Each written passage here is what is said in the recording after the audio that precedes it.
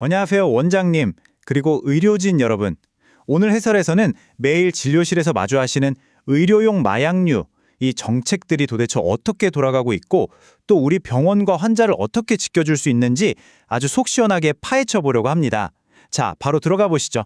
오늘 살펴볼 내용들입니다. 마약류 처방 현황부터 시작해서 투약 이력 확인 제도, 사전 알림이, AI 감시망, 그리고 환자를 위한 1342 상담센터까지. 진료 현장에 당장 써먹을 수 있는 알짜배기 정보들만 쭉쭉 짚고 넘어가겠습니다. 첫 번째로 현재 마약류 처방이 얼마나 이루어지고 있는지 그 현실부터 한번 짚어보겠습니다. 숫자 하나 볼까요? 2020만 명. 놀라셨나요?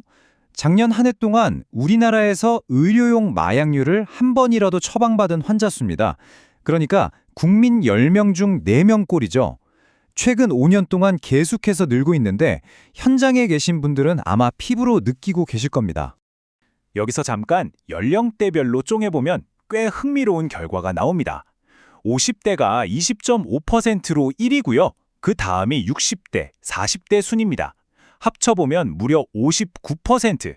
전체 처방 환자의 절반 이상이 40대에서 60대 사이 중장년층에 쫙 몰려있다는 사실을 알 수 있죠. 그럼 도대체 왜 이 연령대에 이렇게 집중되어 있을까요? 사실 그 정답은 진료실에 다 있습니다. 인구 고령화도 분명히 있지만 가장 큰 이유는 바로 예방적 건강검진이 크게 늘었기 때문이에요. 수면 내시경 다들 많이 하시잖아요.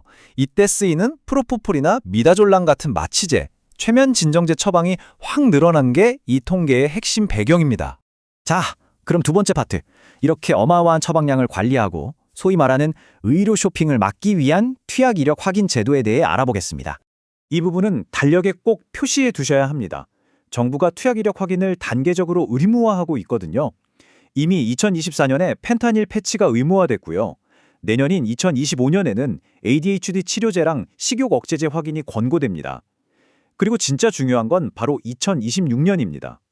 2026년 6월 19일부터는 졸피뎀, 8월부터는 프로포폴 투약 이력을 확인하는 게 전면 의무화됩니다. 원장님들, 이 타임라인은 절대 놓치시면 안 됩니다. 그럼 진료하실 때 이건 어떻게 확인하느냐? 두 가지 무기가 있습니다. 먼저 마약류 통합관리 시스템, 즉 님스를 통해서 환자의 최근 1년치 투약 이력을 싹 훑어보시는 거고요. 동시에 처방 당일 발생해서 님스에 미처 안 뜬 위험한 중복 처방은 보건복지부의 DOR 시스템이 실시간으로 팍 잡아줍니다. 이 두 시스템이 톱니바퀴처럼 완벽하게 맞물려서 과다 투약을 원천 차단하는 거죠. 솔직히 이것도 행정 업무만 늘어나는 거 아니야 하실 수도 있어요. 그런데 이 수치 한번 보시겠어요? 펜타닐 패치 투약 이력 확인이 의무화되고 나서 2년 만에 처방 환자 수가 무려 35.7%나 뚝 떨어졌습니다.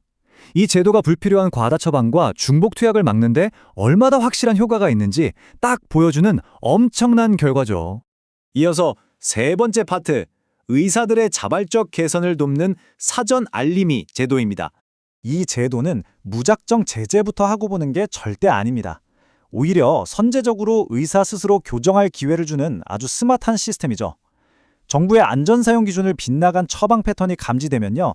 일단 의사에게 서면으로 선생님, 이런 처방이 좀 과하게 나가고 있습니다 하고 알려줍니다. 그런 다음 처방 행태가 개선되는지 추적하고 관리하는 거죠. 일종의 아주 친절하고 든든한 안전 가이드라인 역할을 하는 겁니다. 실제 의료 현장에서 이 사전 알림이가 어떻게 작동했는지 볼까요? 최근에 ADHD에 대한 사회적 인식이 확 높아지면서 적극적으로 진료받는 분들이 엄청 늘었잖아요. 2021년에 약 9만 9천 명이던 환자가 2024년에 무려 25만 6천 명 이상으로 폭증했습니다.